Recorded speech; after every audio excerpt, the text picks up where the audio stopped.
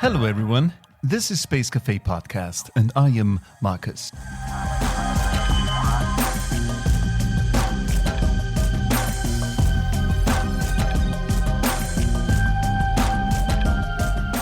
So, what's your favorite science fiction movie? I'm not sure now, but I just love to know if there's anyone out there on this podcast to whom science fiction is not a thing. I have a tendency to think that they're more on the far ends of the bell curve, but who knows? I was going to talk to my guest today about CubeSats, his expertise, but we decided otherwise. It turned out that my guest is a secret super nerd on all things science fiction since the dawn of mankind.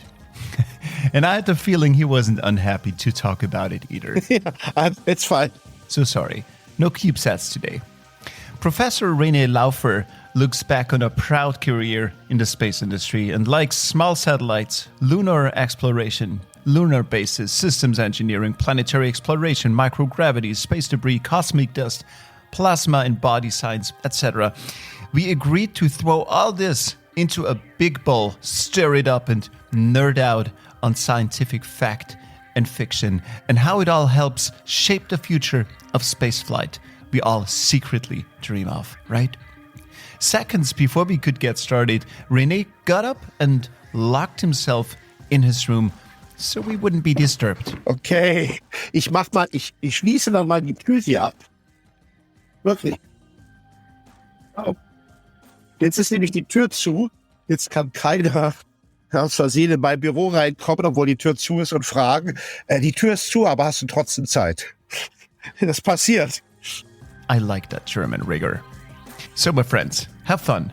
3, 2, 1, go.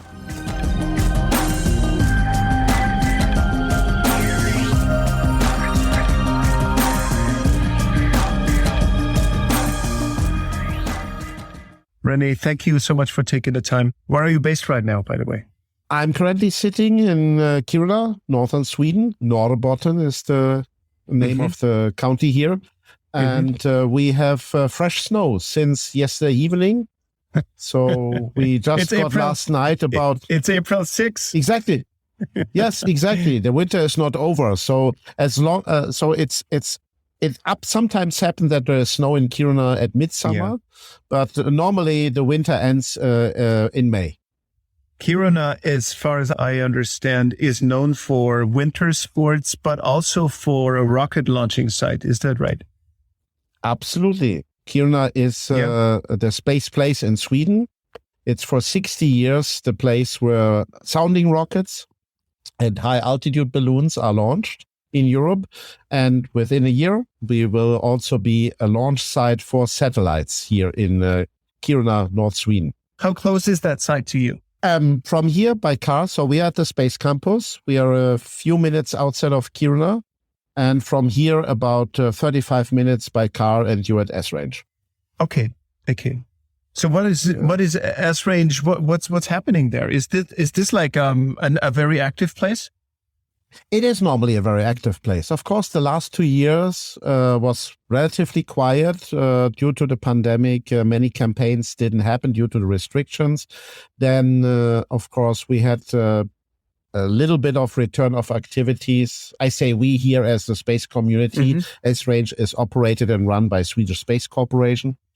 So they had activities then in the last few months since fall of last year with some balloon launches and also some rocket launches again, sounding rocket launches. So S-Range is known for almost 6 decades of sounding rocket launches, suborbital launches of rockets, of payloads into high altitudes, 80 kilometers, 100 kilometers, several hundred kilometers, and high altitude balloon launches. And now, with the geopolitical situation, unfortunately, we are again a little bit at a halt here. So SSC currently stopped rocket launches here from Kiruna for the time being for the last few weeks. For security reasons, to just not produce any issues? Confusion. Confusion, not produce yes. any confusion, yes. Okay. At the end of the day. So some of the rockets fly quite high, and you know, you never know what payload is on the rocket. Is it a CubeSat or is it something warfaring nations could be interested in? Yeah. So far there are no orbital launches yet from Kiruna, but that is the goal right now. As you know, they are actively working very, very intensively and very successful on preparing Kiruna, the famous new launch pad 3. And this is supposed within a year we will see hopefully the first orbital launch here from Kiruna. So several companies are started testing here for micro launcher launches. They started testing their engines, and we are very much looking forward to Kiruna becoming an orbital launch site. And basically with the space cluster, the space sector here, the space community here, it will be an incredibly thrilling place. Imagine this is one of the few places in the world where you have academia, industry, national research institutions, and a launch site, basically all within 45 minutes with a car. That is very unique globally. Wow. Only a very few places in the world can do that. So you can have a student here who has an idea, and she or he has the idea and the concept, designs and develops maybe this little satellite, this CubeSat, with other students together. They build it, they integrate it, they test and qualify it. We even have testing qualification facilities here. And then they can go to S-range, and then they can launch from here also the CubeSat, and they can even operate it from here because there are ground stations here. SSC operates ground station network, all from one place. How cool is that? Fascinating. You know what? I have a little S-range story to share. You may not have heard of before. So it's a very funny story. So I'm in the film business. I make films. So like 10 years ago, we were shooting at S-range for a documentary about that place. And so we spoke with one of the chief engineers at the launch site who is responsible for launches. So he's in the control room. I forgot his name, but he told us about a very strange habit he has when it comes to launching the rockets. So for whatever reason, he believes in bad luck and good luck and all those things. Before launching a rocket, he would switch his boxers the other way around. So this is his way to produce good luck for the next launch. And he was very open. He was very open about his underwear, so to say, in that documentary. Very cool. Very cool. Yeah. So, Rene, tell us a little bit about yourself, about your own professional life, of course, and what you do. Yeah, I'm René Laufer. I'm a professor here at Luleå University of Technology at the Kiruna Space Campus here in northern Sweden. And I'm a space engineer all my career. Worked before in Germany and in the US, and now I work in Sweden, worked also in South Africa. And I'm kind of a space enthusiast like most people who do this thing here. And my main activities are either in the interest in planetary and space exploration and small satellites. And hopefully in the future, we are able to combine that and maybe send even a few nanosatellites beyond low Earth orbit. Wow. You have a very impressive CV on LinkedIn. So you have been all over the place. Really, really impressive. What is it that you're most proud of so far? I think I'm most proud of all the former previous students, graduates that I had during, in particular, my academic career in all the different places. And the wonderful and exciting things they are doing. And many of them actually are doing things in space business, in the space sector. Some left the space sector. They do incredible things, became entrepreneurs and do incredible things in other sectors, created own companies. Some even, in the sustainability area. And I think that's also an important topic today. Many stayed in the space business, in the space sector. And of course, it's cool to meet former students that are now in industry and have responsible roles. And then they were students maybe 20 years ago. And today they ask you, can you send me some of your today's students? I think there's nothing more to be proud of than the success of your previous students. Wonderful. Rene, you have a particularly interesting side project, hobby, and that is Passion. Passion, yes, absolutely. And that is, you know everything about science fiction and science fact when it comes to space travel, I guess, from what I've seen so far. Is that right? Well, thank you for the compliment, but I wouldn't say everything, and I'm certainly not a total science fiction expert. I would say I'm passionate about cinema. I always liked cinema. When I still lived in Berlin, I had the pleasure to be able to go to the Berlin Film Festival. As you know very well, but probably not everyone out there knows, the Berlin Film Festival is a very public type of festival. So you can, as the general public, you can get tickets even to these premieres with all the stars coming and movies shown the first time, and you can be there. You have to sit in a queue quite a while, in front of the ticket counter when it opens every morning, and you meet other movie enthusiasts, and I always like that. And of course, the passion for movies connected to space, because like most people who do space, I'm influenced by something. So in some cases, it might be literature, but in many cases today, it's TV and cinema. So it's movies, science fiction, TV series, who are part of our pop culture and brought many of us in the field to, I want to do that. So what is your favorite space movie, science fiction movie? Oh, in my case, it's easy. It's Kubrick's 2001.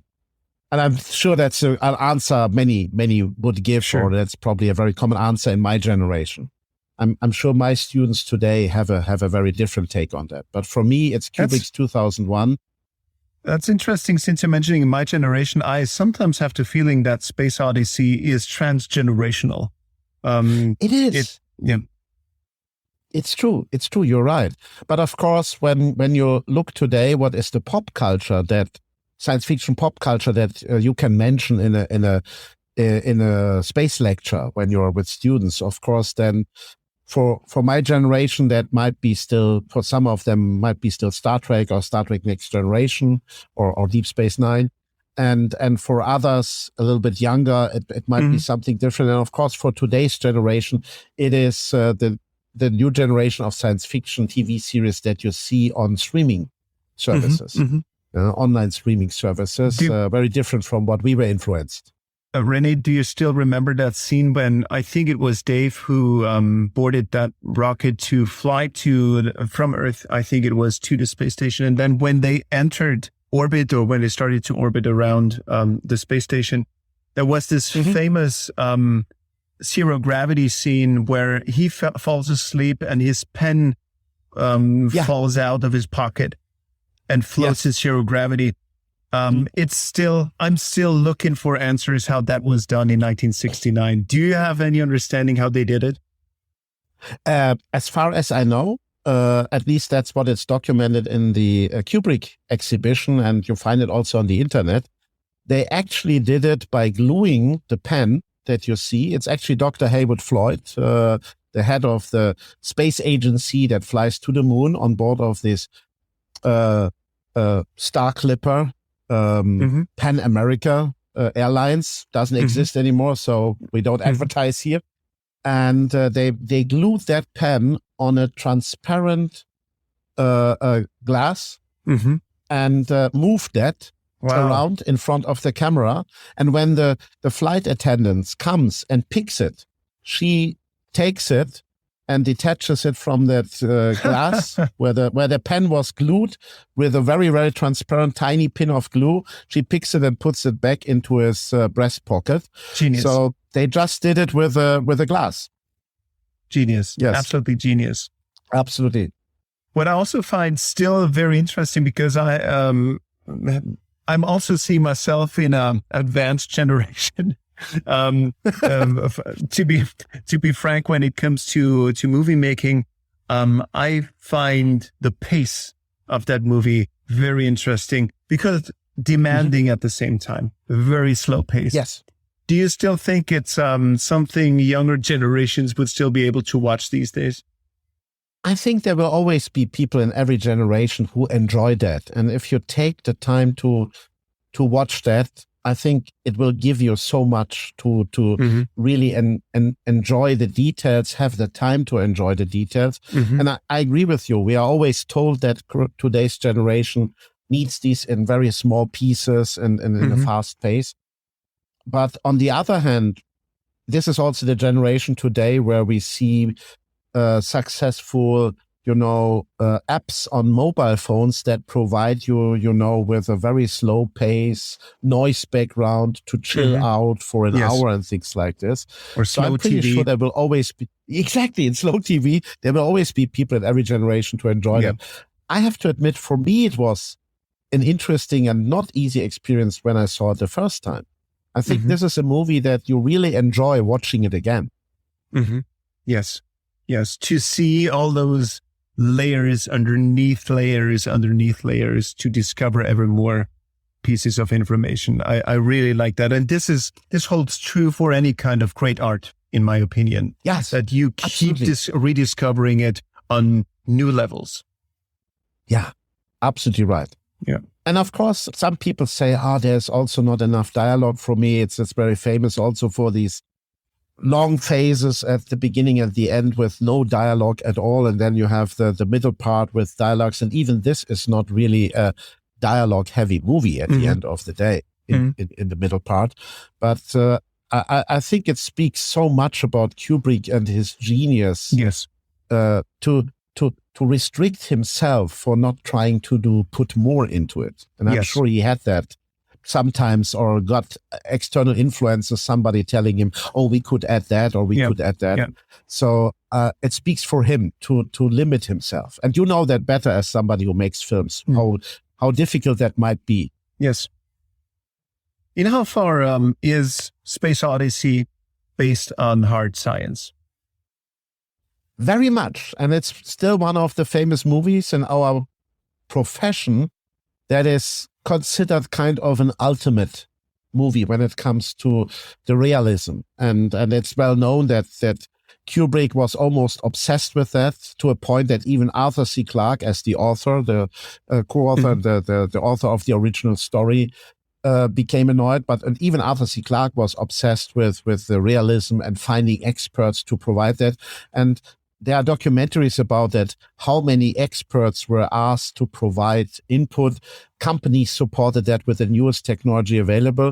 So I think it's really hard to find something in 2001, A Space Odyssey, that we wouldn't say is feasible already or feasible in the near future, that we can say we can see the technology development to that point. I'm sure you heard that before. In the space engineering world, we're always happy about, or we always like these so-called technological readiness levels. Something is in the early stage of development, or it's just a concept, TRL 1 or 2, something is tested, something is in the laboratory, or something was in space. And it's really a surprise how many of the things you see in that movie that have a TRL, that's not very high. We haven't flown to Jupiter or Saturn. We haven't built a lunar base, but the technology is there. They are always in the early stage, and people already thought about it. There are concepts, there are plans. It's not realized yet. Fascinating. Yeah. So would you say that science fiction movie making is sort of preparing or doing the groundwork for science fiction becoming science fact? So is Space Odyssey, is that the groundwork for what we are venturing in the next couple of years, especially when it comes to building a lunar base, when it comes to settling down on Mars? I think Space Odyssey is a depiction of the feeling, of the mentality of the time when it was made, shortly and around the time of the first lunar landing. I think that's what people in the 60s who saw the space program, who saw the space activities as an outlook, what will come the next 30 years. Space Odyssey is a depiction of the mentality of what people really believed is basically, this is a science fiction movie, but during my lifetime, it will become science fact. So that's one part of the story.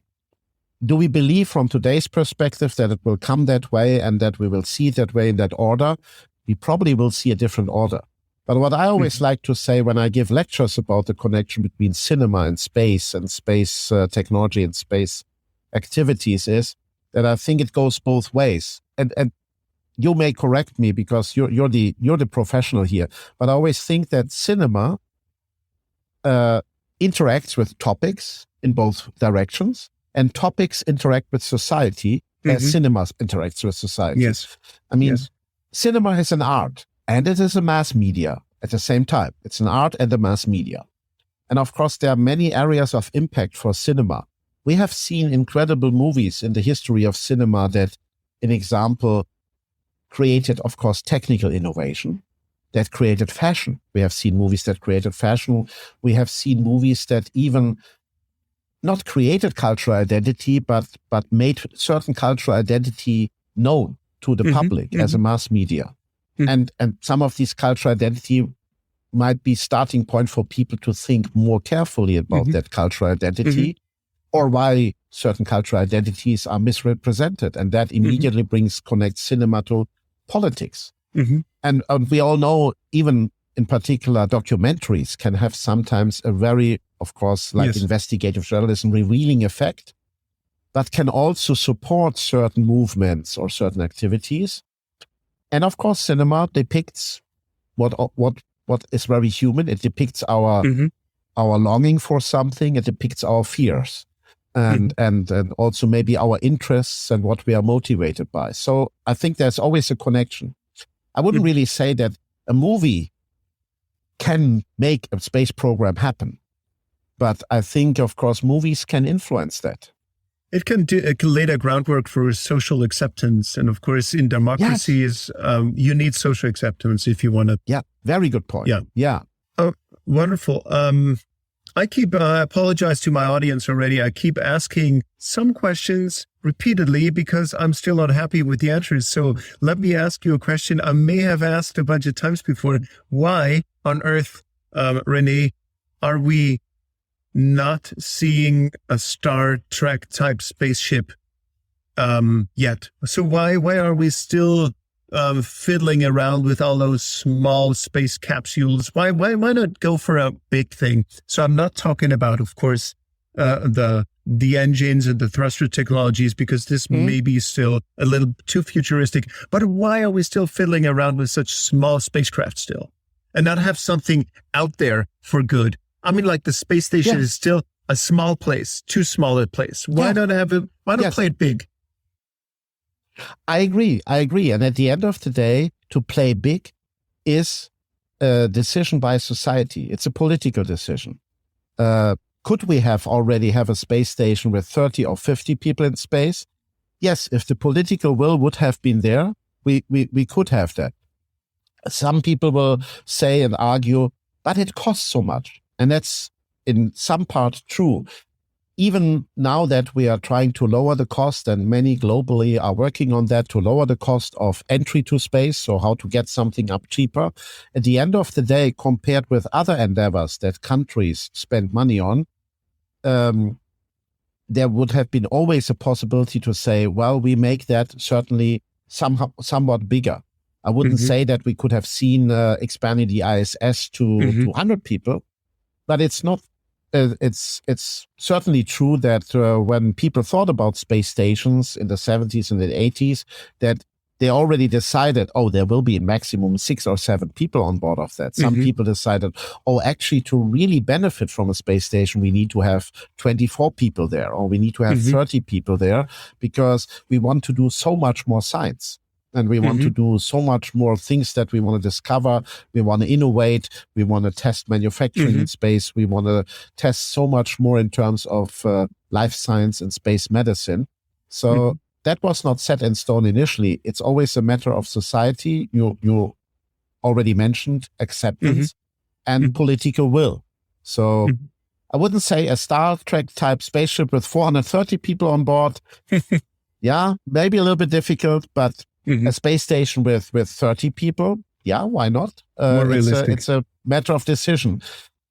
And I hope that we are getting now there with all these things that are happening in the space sector now, with new space movement, with activities of having more capabilities at a lower price to bring things up, and people talking about commercial or non-commercial or semi-commercial space stations. I have close ties with some departments at CERN, the particle physics people in Geneva. And there's a place called Idea Square. And Idea Square now and then invites science fiction writers into internal brainstorming sessions to help bring forth completely, no matter how crazy ideas. So is there something similar going on in the space industry, that science fiction writers are asked to actively participate in the creation of new futures?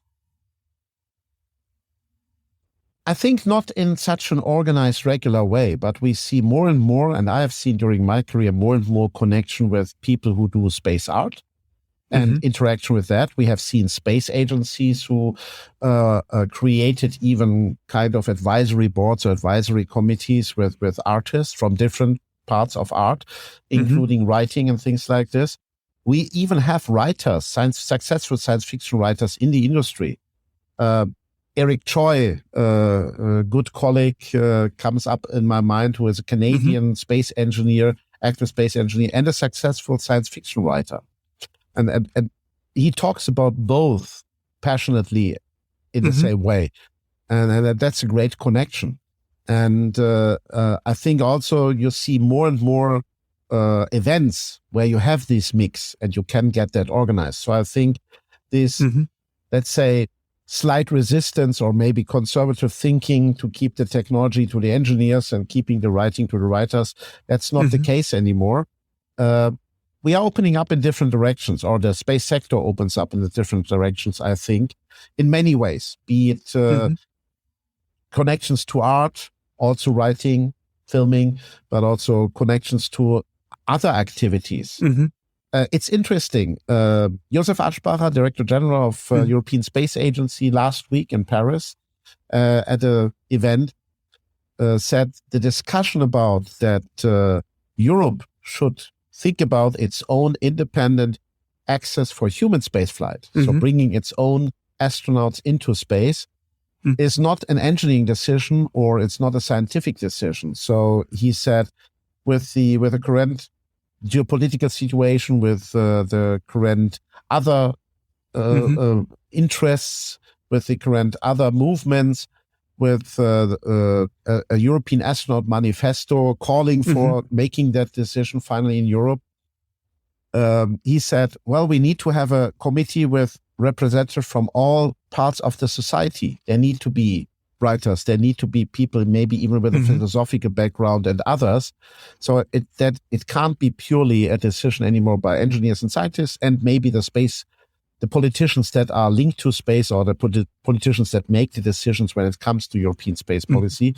We have to see what is society thinking about, and if they say yes, then we should go forward with that. Is it a good moment in time for such ideas? I think it is a good moment. I think there might have been other windows of availability where this could have been decided. Opportunity, yes, you're right, of window of opportunity where this could have been decided. But I think it is a good moment. At the end of the day, it's always these specific events, geopolitical events, or breakthrough events in innovative or technological type of event that forces us to think about that. Business as usual never forces us to think in a different way. Where in time do you see new space at the moment? I have the impression that the space industry is already a different industry than it was when it was just NASA dominated and just the big players like the Russians, NASA, ESA, of course. With the new players, those commercial players coming in, there's a new momentum going on. Also, when it comes to making it entertaining, because there's marketing money coming into everything. So also it's trickling down the social ladder, in my opinion. So we're not only seeing spacefarers or astronauts as superheroes. now we're seeing astronauts in the very near future, maybe also like people from all over the place, from every walk of life. So are we seeing at the moment that space travel is here to stay because it's already democratizing itself? Do you see something like this going on? Yes, of course. I mean, the way that space is being presented in public and discussed in public changed significantly in recent years. But I think this was not the only change. We haven't really, I think, seen that the 50 years before of space flight, space activities were always the same. So I think there were already different breaks and there were changes. There was the first pioneer phase that was the two big players, Soviet Union and the United States. And this was about achieving the first milestones and all the other firsts you want to do in space. And that was in the 60s. That culminated with lunar landings, the Apollo program, the first humans on the moon. And then we already saw a change because in the 60s, we saw the first commercial activities. New space, of course, is all about commercialization and democratizing it and making equal access to space. But we should not forget it was not only about governmental space the past 50 years before. There was already commercial activities when in the 60s it started with broadcasting satellites and communication and things like that. So there was a change. Then we haven't seen a change after the end of the Apollo program and also the end of the Soviet Union robotic lunar program. Soviet Union went into their really successful long-term space station program they had. And in the US, after Skylab, we saw then the switch to the space shuttle. And I think the space shuttle was already a different type of NASA that we have seen before. A NASA that basically also relied much more on industry providing them with services for running the show. So really servicing out the maintenance, the refurbishment of the space shuttle, operating the space shuttle. And of course, then, especially in the later phase, with these many shuttle flights with so many crew members on board that it would be difficult even for experts to, when you would have asked them, who is currently on the space shuttle? I don't really know, but I think there was a launch. So I think that was already a change. And then, of course, with the beginning of after the Cold War, all the changes we have seen politically, globally, that again was a different type of how space has been done on governmental side. Should not forget, before space agencies collaborated, but always on unique and different specific projects. So there was, let's do this together. ESA and NASA does this together. And let's do this together. Now, space agencies globally, the big space agency globally back then, committed to let's all do together a very, very long-term project. And we know it will be a very, very long-term project. Again, that changed the perception and how things were done. Rene, where do you see the relevance of the big players in space, the national players, not the private ones? So NASA, ESA, I don't know what will become of the Russians under current circumstances. Because I feel like when you take a look at NASA, since you were mentioning the shuttle, now also with SLS, I think that NASA has been making very bold decisions, very right decisions, but in those two cases in the wrong direction, because the space shuttle turned out to be not what it was intended to be, an efficient, reusable spacecraft. And maybe the same holds true also now for SLS, for being a completely inefficient and overpriced launcher. So first of all, let me ask you, what's your take on this? And second, where do you see still the relevance of national major players in the space industry? Okay, for the first part. And let me take an analogy from the movie, from science fiction movies. Isn't it interesting that for us today, it seems to be the normal situation that this is about the big players, the governmental players, the space agencies. They really drove the initial phase of the spaceflight era. And today we think, and now it's the logical natural step that now the space agencies give it up a little bit more and more, and the commercial players come in. Mm-hmm. What is really funny is that in the 1950s, in the movies of the 1950s, or even back to the 1930s, Woman in the Moon, Fritz Lang's movie, but also in the 1950s, in all the movies, science fiction movies about going to the moon with a rocket, it was always commercial players. It was industrialists. It was rich industrialists who had the rounded up the scientists, paid them, built a laboratory for their company to explore new markets. Nobody in the 50s talked about, there will be a big space agency in the US who is doing all of that. It was completely normal to think about, that's something done by companies. This is something done by commercial entities. Similar, and that was the analogy back then, similar to, how the transatlantic route with big ships was done by big shipping companies who owned them and who did this connection for commercial purposes. It was never government. So all of this changed then with the start of the space era and the Cold War situation that it became governmental players. But I find it very interesting. So what is the role of government from my perspective in future? I think despite of what many people think and say that this should be all totally commercialized and we should totally leave it to the market, I think governmental space agencies will and should always play an important and leading role, and they need to. And there are other areas in our world where this is the case. You mentioned CERN. This is certainly a facility that would not have become reality, a successful facility with commercial entities. Yes. We need the government to introduce this. We need the government to sustain this, and we need the government to push forward the new boundaries.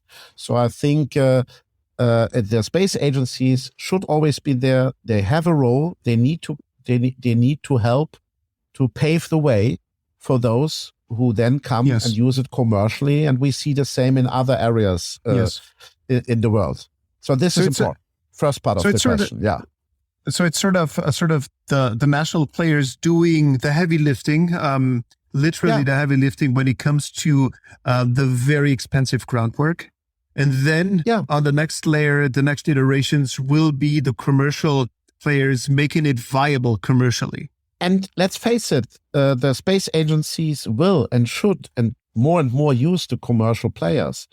I mean, it's not that didn't happen before. At the end of the day, ESA doesn't have its own rockets. It's Arianespace as a company, a multinational company, a very European company compared to the structure of very American companies that provides and develops these launchers, of course, with significant support from the governments of the countries for economic reasons, for reasons of keeping technology development in the countries and things like this, for very good reasons. But they already use it. At the end of the day, when you sit at a university, which is a governmental institution, we also use a lot of things from private companies. I'm not going out there shoveling the snow, and then try to dig into the ground and try to put the cable in the ground to get my own internet. The internet comes from a provider, and that's the case. We move things around with logistics companies, totally normal. Of course, when we have to travel somewhere, we take the train of a governmental-owned company, the railway here in Sweden. But in example, if we take the bus, then it's a private entity that drives us around. So I think this will be the case with governmental space agencies. You mentioned NASA, and I think that's... You mentioned NASA, and I think that's very interesting, where I said bold decisions, but maybe in the wrong direction. We should not forget, in particular in the case of NASA, no space agency is organized and structured the same way. In Europe, with ESA, we have actually an incredible successful model, despite of criticism out there, very successful, where we get a lot of good science for the money and a lot of good output for the money. We should not forget, with NASA in the US, it's a very, very different, unique system, because there it is politicians who write in the NASA bill what NASA is allowed to spend money on, for which project, how much. So it's very different from an example how ESA works. It's very different how JAXA works. In the US, a lot of the things is often very driven by individual political decisions by politicians who say, but this project benefits my district, so I want that project to be happen. Yes, the space shuttle turned out to be not as originally envisioned because compromises were made, not by NASA, but on the political level. Well, you have to do it with that less money. What solution can you find with that amount of money? Okay, then we have to make compromises. And they turned out later on not ideal. And the same with SLS. I think the SLS is a perfect example that you can teach students in lectures how the connection between political influence and technical solutions can be, as we see, maybe not in the best way. We touched upon Russia a couple of minutes ago, very briefly. Where do you see the Russian space involvement headed under the current circumstances? What does that mean? What's going on between Russia and Ukraine at the moment for Russia in space? And the world, of course. I think we see that with ties that needed to be cut because of Russia's aggression there in the Ukraine. And that's a really, really difficult topic, I think, for us in the space sector. But of course, with the ties cut now and also with how Russia's decisions in the governmental sector made for the Russian space program, I cannot see in the near future or even in the mid future that Russia becomes a reliable partner again, at least for Western space partners, business or governmental alike for the foreseeable future. I think with what we have seen in the recent weeks on the terrible news that we have seen from Ukraine, what we have seen in governmental decisions, what we have seen, of course, what that means in the reactions that we have to make for good reasons here to try to say, no, you can't do that. And the effects on the space sector, I think it will be a very unfortunate and really, really not very good result for the Russian space sector in general, be it governmental programs, be it collaborations, but also being business. I think at the end of the day, this is really a very negative result, because why would you try to book a Russian launcher to launch your satellite there with what we have seen in recent week?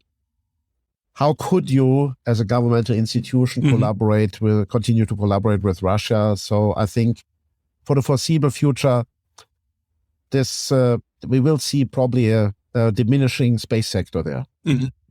How feasible is it to substitute Russian involvement now in already ongoing projects like the ISS, like the thrusters that keep the ISS in orbit? So how easy is that to do? Well, at the end of the day, there's always a possibility for a technical solution. Technical solutions are there. They are available. It takes the money and it takes the time. The money comes with the political will to make a decision, and then the time to implement it and to do that. And again, let me go back into history or cinema. We talked about 2001. Of course, not as legendary and not as famous and not, of course, as much of an iconic movie, but I'm sure many of us remember 2010 with the Russian and the US crew going to Jupiter and try then to solve the mystery of what happened to the Discovery 1 from 2001. And then there was also tensions on Earth, geopolitical tensions, and the crews had to separate. At the end, they worked together in deep space. And I think we see a similar situation currently on the International Space Station, that the crews work together despite of what we see on the ground. Another example in history is, if there is a technical solution needed, how long will it take? Of course, under normal circumstance, we would have said, okay, there needs to be a call for proposals, there needs to be a project defined, there needs to be an industry partner who has to develop this, the thrusters, and we need a bring it up. It will take years. Yeah, it will take years. On the other hand, let me always go back to the history and let's think of Skylab. Skylab is this famous example where really a lot of things went wrong at the launch. And then the first crew basically had to make repairs to even able to dock to Skylab and get into it. And basically within a few weeks, NASA engineers, really another golden time, developed something that astronauts, this famous picture with an astronaut standing in the open door of the Apollo capsule and like with a fishing rod, try to unfold something. All the things that probably wouldn't pass safety reviews today. And all of this was developed within a few weeks, tested in a few weeks down on Earth, and then flown and executed in space. So I think the technical solutions are there. Isn't this something that we're really good at as human beings, to improvise, to be creative when push comes to shove?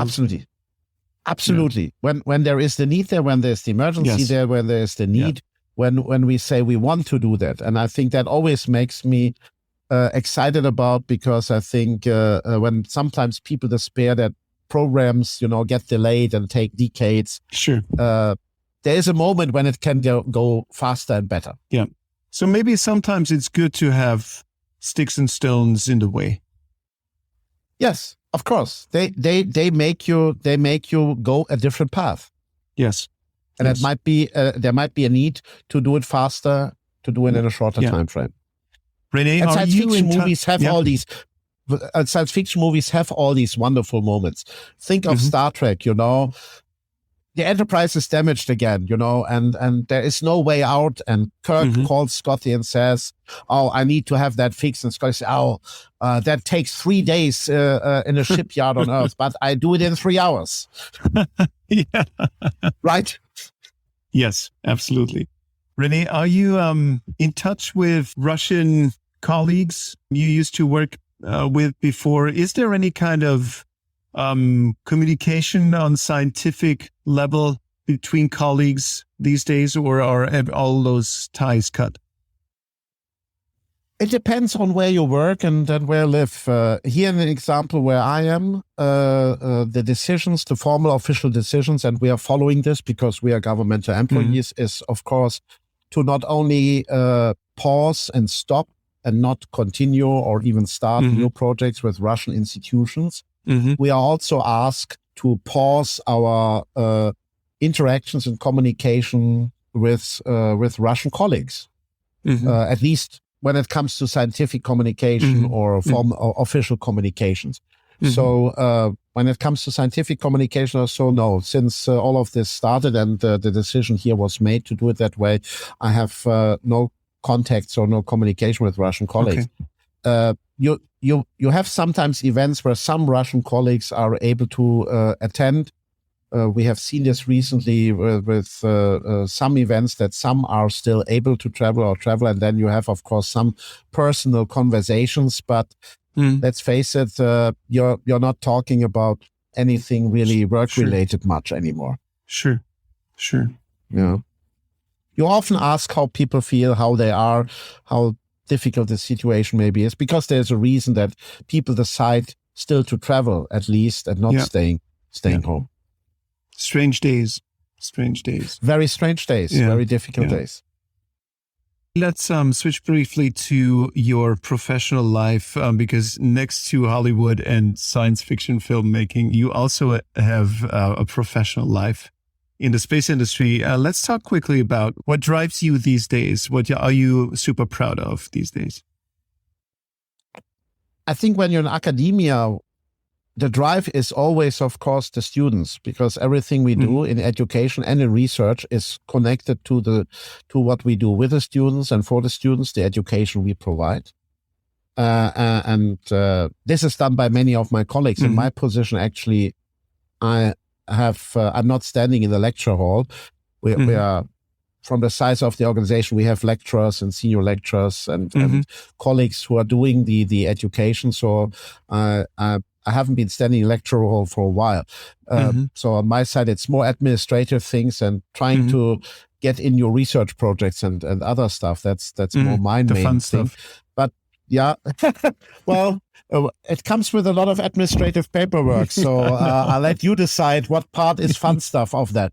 I just, what? I just handed in a bunch of travel documents. I'm, yes, it was just for the, you know it. Yeah, I know what we're talking about. Yeah, you know it. So on one hand is of course the what the students do here. This is incredible. Kiruna with its programs has, and that's something I'm very happy about. I'm very proud of my colleagues who all do this, make this reality with the students.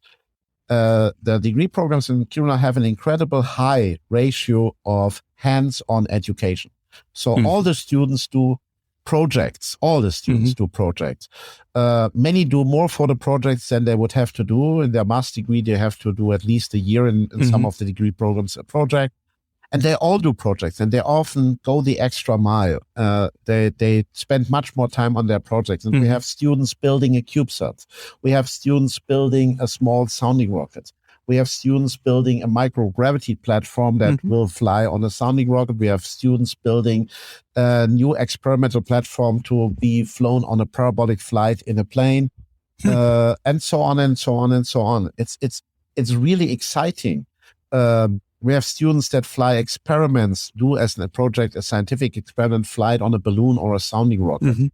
So this is, it's amazing as an academic to see what they do in this short amount of time with the help of the colleagues here. That's the education side.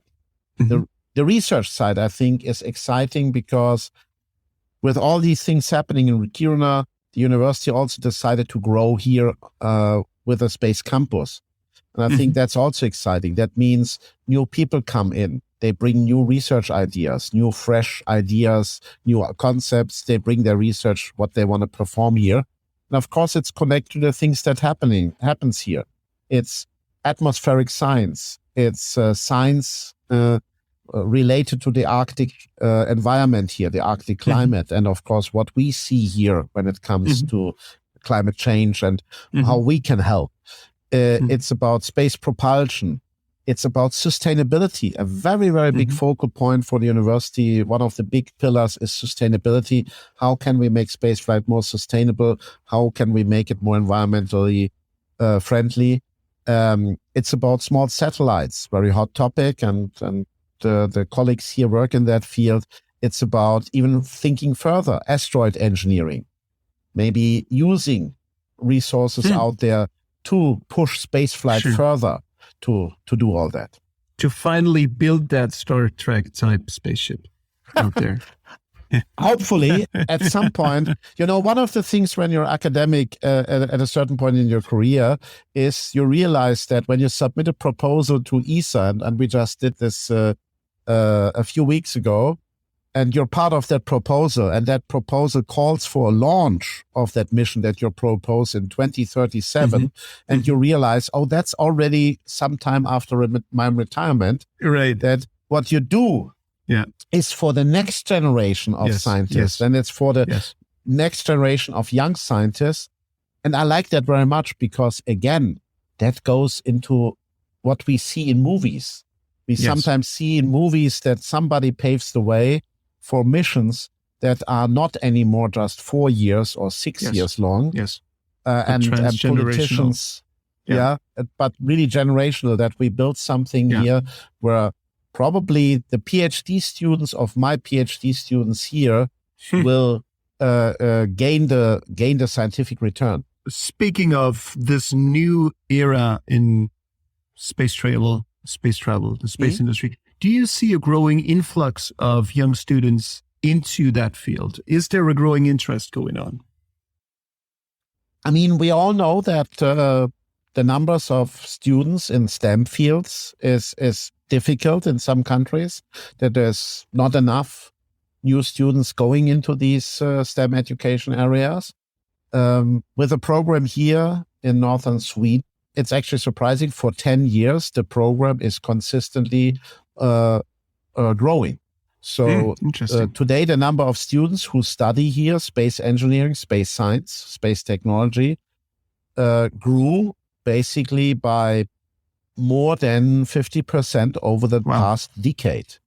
I can see, of course, that this has also to do with attractiveness of the location, because of course it's cool to study space at a place that is a space place, where you can actually go and, we typically have a large number of students every year that applies for the summer internships to do the summer internship at S-Range. I mean, how cool is that? You study space not at a place where there is a university, but at a place where in your summer break, if you're enthusiastic about, let's work in summer and launch a few rockets. So exactly, and then go back home and say, so what have you done this summer? I was at a space launching. Thank you. Thank you for that sentence. What have you done lately? So I think that is certainly exciting. And of course, what we have seen in the past 5, 6, 7, 8 years with the new space movement, with that being much more present in media, also movies, I would say. I mean, you're the professional in the movie field. I'm just the enthusiast who enjoys that, but we have seen decades where we have seen very little number of science fiction movies. We have seen, of course, several large science fiction movies that drove people saying, wow, this is cool. When do we fly to Mars? Well, this is cool. When will we be able to have missions to other stars? I mean, I think that's always a little added kick. I won't say that a movie probably brings one person directly to doing this, but if you're already interested in that field and you see this and you think, how could I be part of that? This is what drove the people of the Apollo generation. How could I be part of that? Yes. Rene, one last question, if I may. This is a space cafe. This is a coffee place, Space Cafe podcast, and in coffee, I have a cup of tea here. Nah, wrong beverage. No, no, of course that's okay. But in coffee places, you now and then have espressos to energize your body. And now, why don't you share an espresso for the mind with us? You can pick any kind of topic that should ideally energize our minds, inspire our minds for something. Pick any kind of topic that comes up to your mind. I would relate to what I do in the field of small satellites. And I always say small satellites, like the new space movement, is the democratization of satellites, is the equalizer in terms of how people get something into space. And I would always say, how cool would it be? And despite of all the discussions, of course, we have to be responsible and sustainable, and we have to make sure that satellites don't stay too long in space. But how cool would it be if your child or your nephew or your niece or your daughter, your son at school, as normal as they are building something in school related maybe to arts, and that's very important. I'm a big fan of STEAM and not STEM, actually, STEAM. And they do something in arts. And how cool it would be when it would be totally normal to contribute something to a small satellite, a CubeSat that is built and then launched into space. I mean, this is like cheering for the launch with the whole class and your relatives and your parents, like you would cheer for your sports team in your school. And that should be totally normal, like you cheer for your sports team. Imagine we could make that possible, because from a technology point of view, it is feasible today. We should do it sustainable. It should be launched into space for a short amount of time, should burn up, should not crowd, should not create space debris. But technology-wise, it's there, and it could become a totally normal educational tool, like we have other digitalization tools nowadays in school. And again, let's go back to cinema. We all know in Star Trek movies, they always say about that in the Star Trek universe in the 24th century, it's totally normal in school to know the mixing ratio between matter and antimatter to run, the propulsion system of the Federation starships. Of course. So, of course. Sure. Of course, why not? Who wouldn't know that? Who wouldn't know that? Exactly. Fascinating. Rene Laufer, thank you so much for taking the time. That was really, really inspiring. Thank you. Thank you. Regards from northern Sweden. Thank you for spending time with us today. Since I almost never ask, I don't feel like I'm bothering you. Do you mind, right now, heading over to Apple Podcasts and leave us a review or a bunch of stars if you like what we do. I'll wait. Okay? So, while you are heading over to Apple, of course, I'm just kidding. Please consider rating us on your favorite platform whenever you have time. It's super easy. And the only currency those damn algorithms understand. We really appreciate your loyalty, by the way. If you're still hungry, I recommend heading over to SpaceWatch.Global to check out some of those brilliant Space Cafe radios. Very fresh, sometimes a little naughty, but always interesting and full of content. See you next time. Bye-bye.